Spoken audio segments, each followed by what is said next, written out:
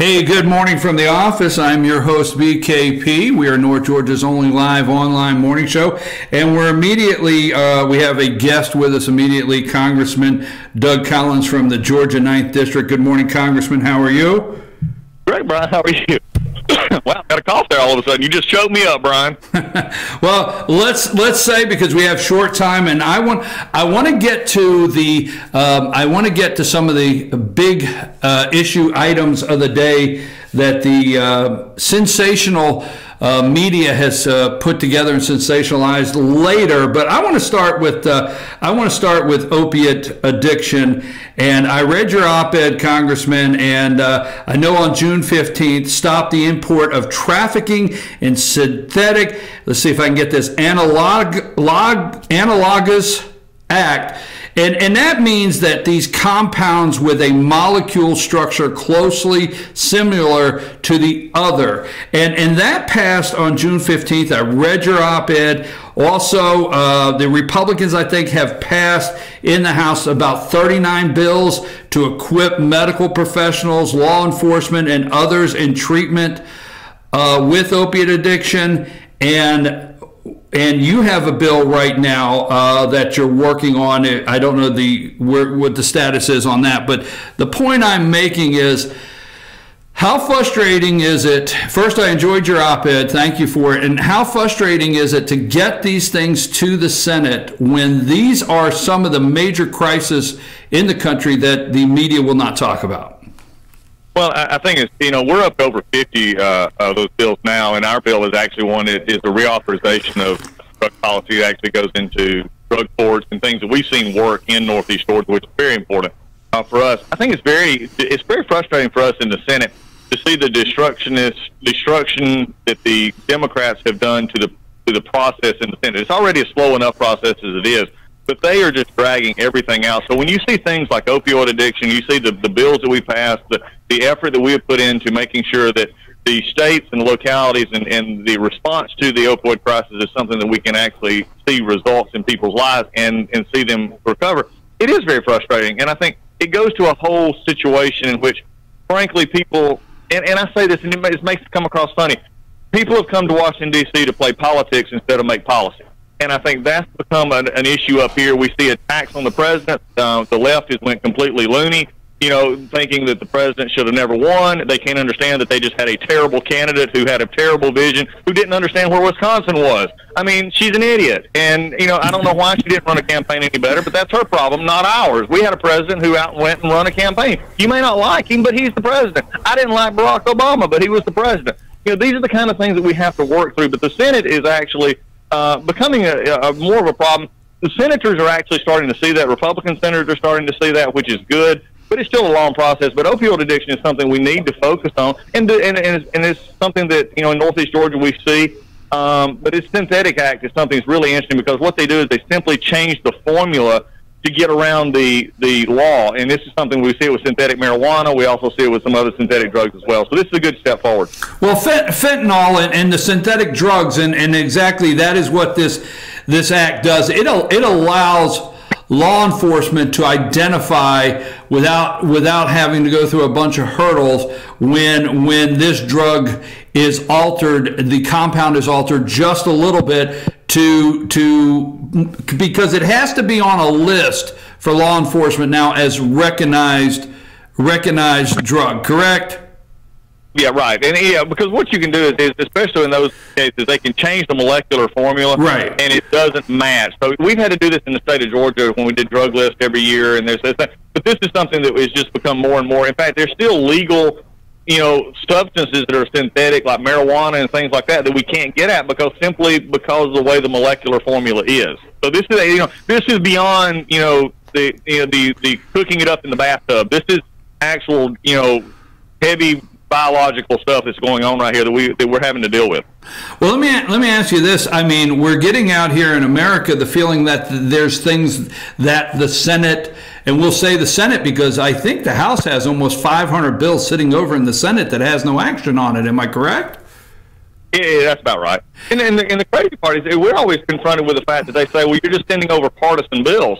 Look, probably out of I would say 400, 500 bills we've sent over that are not been acted on over there, probably 350 or better, passed with almost no votes. I mean, they came, and the only no votes probably were a couple of Republicans.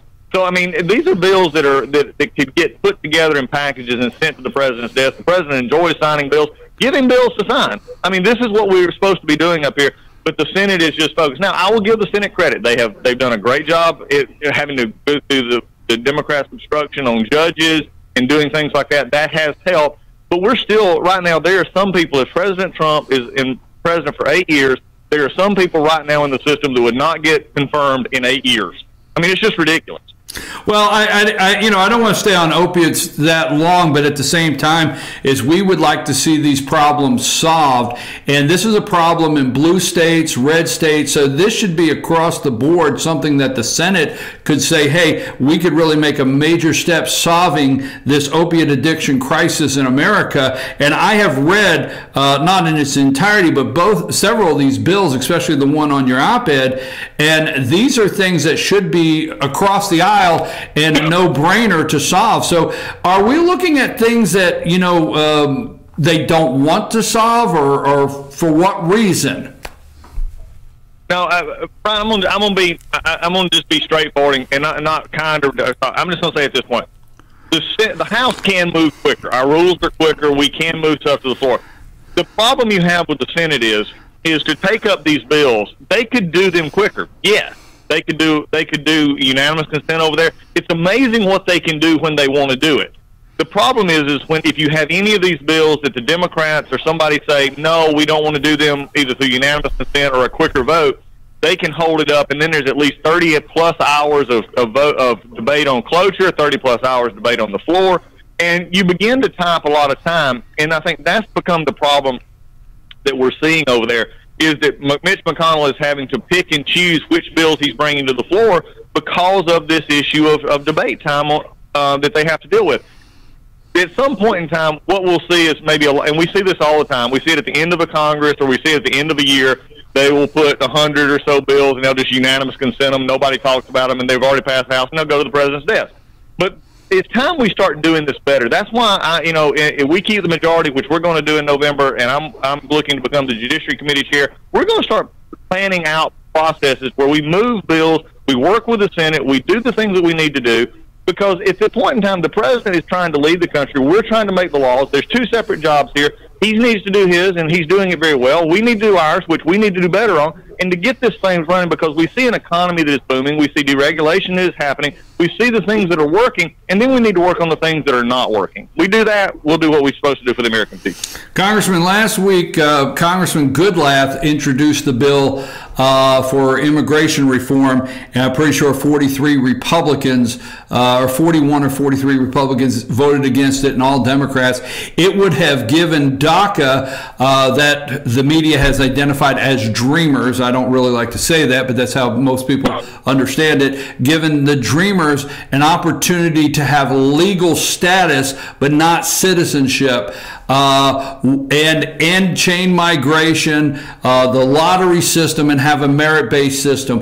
What is in the works right now for immigration reform that you could support, that you see coming out of the House here in the next couple of weeks, if possible, or next week, and getting over to the Senate? What is happening there? Well, the unfortunate part is, no matter what, and this is a sad part, the president has weighed in on both the bills that we had last week, and believe me, and I'm telling you this from firsthand experience, the president's team has worked on both these bills, and the bill that we're going to probably vote on this week, it does have a pathway, if you call it a pathway to a citizenship at 10 to 12 years out for those kids that you said, the DACA, the ones who came with no volition on their own. The issues that we're working on in this bill is actually going to be added to an E-Verify, which is going to be added to it, which I like, and also an ag guest worker program, which I like as well, because our ag industry is one of the hardest hit. But the ag guest worker program does not carry status to it. It just simply lets them come work and go home, come back and work and do the things they need to do.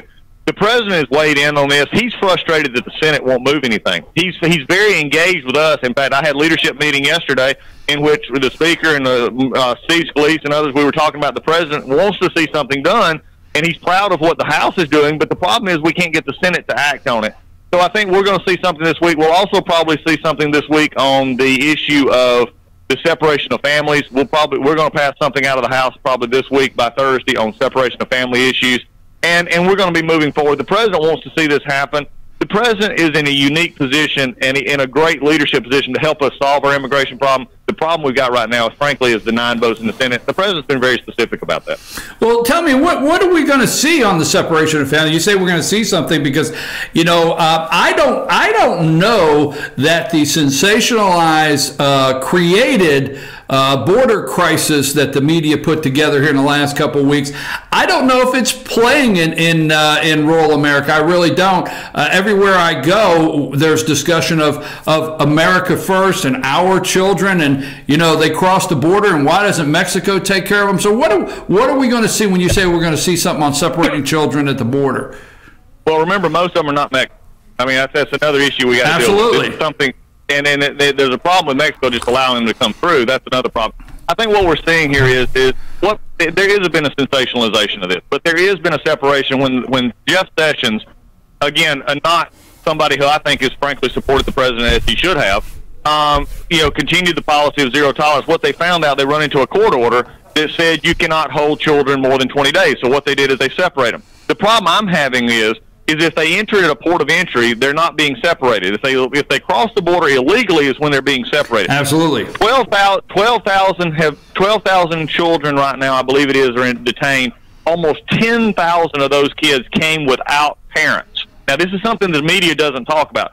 2,000 were with parents. Now, what we're looking at here is a way that the parents can be stayed in custody without being set free, so that they can stay together, but they're still being held responsible for crossing the border illegally and then being sent back. That is what is has. But I will say this, Brian, as someone who travels trying to keep this majority, the unfortunate part about it is the sensationalized, hair on fire media has made this a play in districts in which we need to keep. In Northeast Georgia, we got a lot of letters, and they're a lot rightfully concerned as the policy of separation and the sensationalism. But we're also getting a lot of support. But I go to other areas like in Kansas City, California, Miami, New York, some of our other, even Louisville, places like that. It is playing and affecting the possibility of the elections in the fall, which we need to solve. It goes back to what you started this whole show with. We need to solve the problems with the president who said he wants to solve it. Democrats don't like to solve it because then they actually really have to answer why they didn't solve it when they had a supermajority back in 2009, 2010, when they decided to destroy the healthcare system and decided to destroy the banking system instead of helping immigration. Well, so if they don't solve it, they don't have something to run on. I mean, if they solve it, then there's one more thing. Our time is short. I know you got to go, so I've got a couple quick questions.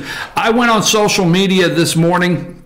And I asked. You shouldn't do that, Brian. I know. I went on social media. I even tweeted out. I went on social media this morning and I told everybody to call their congressman today and tell them that we demand, sorry for the strong language, we demand that Peter Strzok testify to Congress in public on live TV, not behind closed doors. So actually, he will be testifying probably within the next month. Well, tomorrow, right? He's going to be behind closed doors, and but Brian, let's follow this through to get what we need. Okay, I need him on record under oath testifying, and then when he comes out in public and he does something differently, we have the contradictions. But also, we can get more at it. Look, we're going to get him in public first. We're going to get him in depositions. We're going to continue to fight. I'm frustrated with the pace of this investigation. I'm frustrated with what we've seen. The Department of Injustice is what's happened to Donald Trump. With many of these high-level executives, and we're going to get this thing solved, and I think that's what we need to focus on, but we're going to do it the right way, so when we get them, we get them. Look, remember, last year, earlier this year, I asked Rosenstein, I said, does he still have a security clearance? We found out just recently, because he didn't want to answer my question then, his security clearance was just pulled last week.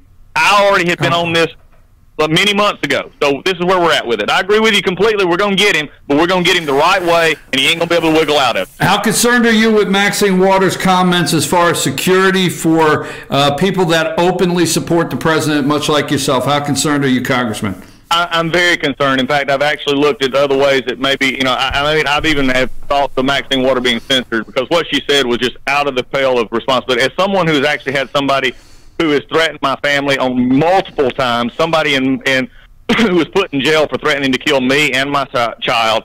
for an office, and I'm not the only office that has this happen, when we have multiple death threats, when we have this all the time, this is beyond the pale. You can disagree with me and maybe think that I'm a conservative, a liberal. You call me whatever you want to call me. I'm a public official. I get that. We can disagree on policy.